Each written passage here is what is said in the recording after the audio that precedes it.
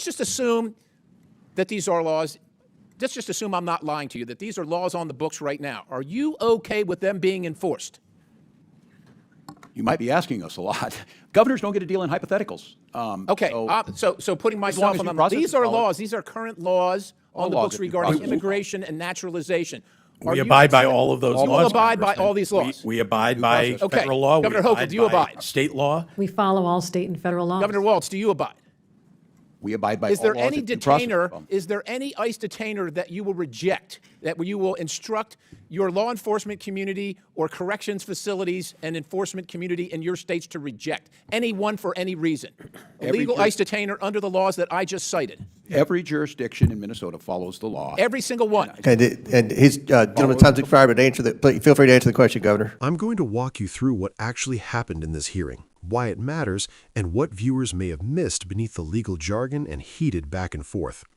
And before we go any further, make sure you subscribe to the channel so you don't miss our in-depth breakdowns of major political moments like this one. Governor Pritzker, you said, I think numerous times now, that the president broke the law. You're an attorney, right? Northwestern? Is that where you went to law school? Congressman, yes, sir. So just, can you cite which law in this regard he's broken? Well, there have been congressionally approved appropriations that this president has cut off, and we've had to go to court. That's illegal. We've had to go to court to have it reinstated. It's illegal. It is illegal. If you have to go to court, it's illegal, and it's still working its way through the courts, right? Yes, but things have been ruled on already. It's not illegal yet. It's your opinion. But regarding when a judge rules on it, that's the law. Okay. It's the law at that moment until the next judge rules on it. Okay. Right? Because you understand the court system. You're the attorney here. I'm not. But you're not saying he broke the law regarding the riots in Los Angeles right now, or are you saying that? That hasn't been ruled upon yet. So, but are you saying he broke the law in that regard or not? I believe that he did, but that is not what I'm referring to. Okay, you're not referring to that. No, I just told you there are appropriations, congressional appropriations. Because the implication, because of what this hearing is about, is that you're saying that he broke the law regarding the mobilization in Los Angeles, and you're not saying that. I want to make that clear. You're not saying that. What he is doing is overstepping his authority, and we are going to court. Oh, okay. So let me ask you a couple questions, because I want to go through a little walk down memory lane here in history for you. In 1794, George Washington mobilized the military. You familiar with the Whiskey Rebellion? Yes, sir. Okay, so was Washington beyond his scope? Did he overstep? What about inciting riots on January 6th at the Capitol, right in this building? Sir, well, you're asking. I'm asking, you're saying he's breaking the law. Yes. Ms. Hochul, he has broken Governor the law. Hochul, you're also an attorney. How about Abraham Lincoln, 1862? Did he do it? The abuse of power is an overreach into the responsibility of How about Dwight Eisenhower? Did he do it when he mobilized? In situations where John you're Kennedy. overruling. John Kennedy. You seriously don't want an answer from me. I won't even bother. How about Lyndon Johnson, 1965 and 67, and 68? Is that you're saying that's against the law? What the president is now doing? Are you guys? You're the attorneys here, and I'm not talking to Governor Walz here because he's not an attorney. He called himself a knucklehead, so I'm leaving him out of this right now. Are you guys familiar with sections 251 through 255 of Title 10 of the U.S. Code? The conditions under which a president may usurp the authority of a governor in activating the National Guard is under an invasion or an insurrection. I would argue that neither one of those. Governor Hochul, I would refer you to Section 253. I'm not going to bore everybody with reading it for you, but you're wrong. And to accuse the president, quite honestly, that's the least that you've accused him of. You've also, in this room, he's been accused of being a dictator, maybe not by you. And if you're willing to say he's not one, we'd love to hear it. But also that the law enforcement agents are Nazis with Gestapo-like tactics. Governor Walz, you mentioned that in a commencement speech. Now, let me ask you, I'm going to ask each three of you this. 8 CFR 287.7. It arises from the Secretary's power under Section 103A3 of the Immigration and Nationality Act, the INA. So do sections 236, 241, 287. Are those things laws that should be followed and enforced? Are you okay with those things being laws and enforced or not? For federal immigration laws are designed to be enforced by the federal government. So you're okay. You're okay with that. Is that each The one of state- you? The state cooperates. I don't know what you read. I don't have that in front of me. These are laws, Governor Walz, that are on the books. It's the Immigration and Nationalities Act, and those are sections of them, as is 8 U.S.C. 1226A, 8 U.S.C. 1357A2, 8 U.S.C. 1357A4, 8 gentleman- U.S.C. 1357A5. Would the gentleman provide copies All of that these- for the witnesses? If you're going to cite a law, you provide a copy for the witnesses typically. Out of order, Mr. These two Terry. two of these governors are attorneys, sir. I'm not. They should know this and I shouldn't. But I'm just asking, let's just assume that these are laws. Let's just assume I'm not lying to you, that these are laws on the books right now. Are you okay with them being enforced? You might be asking us a lot. Governors don't get to deal in hypotheticals. Okay, so putting myself as on due them, process these is are followed. laws, these are current laws All on the laws books that due regarding process is followed. immigration and naturalization. Are We you- abide by all of those laws. You will abide by Congressman. all these laws? We abide by process. Okay. federal law. Governor we Hochul, do you by abide? State law. We follow all state and federal laws. Governor Walz, do you abide?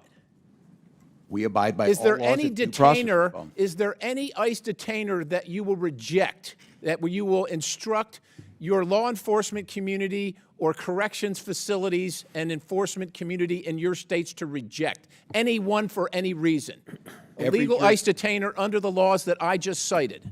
Every jurisdiction in Minnesota follows the law. Every single one? Okay, and his, gentleman, time's expired, but feel free to answer the question, Governor Walz. Governor We Pritzker? follow all laws, state. But you don't. That's my point. In You actually Minnesota, don't. there's I want a you to flora say you fund. will, because we hope you will, but you Well, actually don't, and you haven't, Well, the which is courts- why we have the this courts will horrific determine mess. that. I yield. Chair, Do we allow their witness to answer? That'd be great. The moment came when Congressman Scott Perry of Pennsylvania took his turn questioning a panel of Democratic governors, including Minnesota Governor Tim Walz. What began as a formal welcome quickly turned into a sharp interrogation focused on a central claim made earlier in the hearing that the president had broken the law. Perry zeroed in on that accusation immediately. He challenged Illinois Governor J.B. Pritzker, who was also an attorney, to name the exact law the president had supposedly violated. Pritzker pointed to congressionally approved appropriations that were paused or cut off by the administration, arguing that courts had already stepped in to block those actions. Perry pushed back, making a critical distinction that many viewers miss: the difference between something being challenged in court and something being definitively ruled illegal under final law. This is an important civics lesson. A lower court ruling carries legal weight, but it does not automatically settle a constitutional question nationwide. Perry used that distinction to argue that labeling the president a lawbreaker at this stage was at best premature and at worst political. Perry cited historical precedents that most Americans learn about only briefly in school. George Washington's response to the Whiskey Rebellion, Abraham Lincoln's use of military authority during the Civil War, Dwight Eisenhower's federal intervention during desegregation, and Lyndon Johnson's deployment of forces during the Civil Rights era. His point was clear. Presidential use of force inside the United States is not new, and Congress has given presidents statutory authority to act under specific conditions. He then referenced Title 10 of the U.S. Code, sections that outline when a president may deploy or federalize the National Guard, including during insurrection or when state authorities are unable or unwilling to protect constitutional rights. Perry argued that critics were ignoring these statutes entirely, even though they remain law today. At this point, the exchange became more personal. Perry accused some governors and political figures of using extreme rhetoric, including labeling the president a dictator and comparing federal law enforcement to Nazi-era tactics. He singled out Governor Walz for comments made in a commencement speech, highlighting how political language can escalate tensions far beyond policy disagreements. Then came the most consequential part of the questioning: immigration enforcement. Perry cited multiple sections of federal immigration law, including provisions that authorize cooperation between federal authorities and state or local law enforcement. His question was simple on the surface, but complex in reality.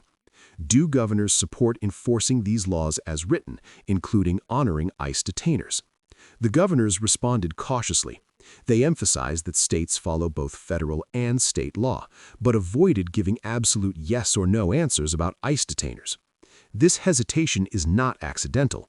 ICE detainers exist in a gray legal area, with courts across the country issuing conflicting rulings over whether local jurisdictions are required to comply. Governors know that a single sentence under oath can carry enormous legal and political consequences. Perry was clearly frustrated by what he viewed as evasive answers. He argued that Minnesota, in particular, has a record that contradicts its claims of full compliance. As his time expired, the exchange ended without resolution, but not without revealing the deeper fault lines in this debate. What viewers should take away from this is bigger than one argument.